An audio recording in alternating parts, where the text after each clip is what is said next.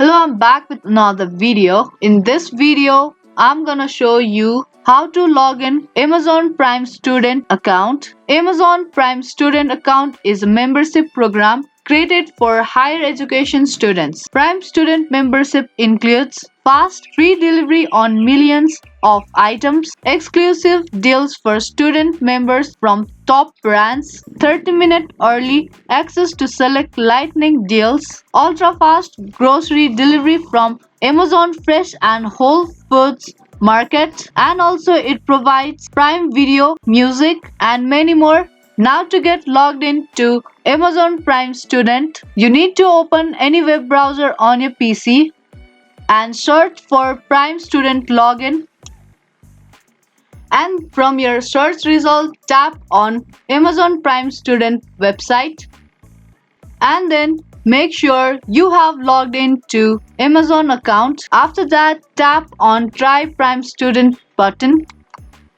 Now scroll a bit down and you can see this form on your screen. Firstly, you need to type in your university name and their first name and your last name. After that, your date of birth and then your graduation year.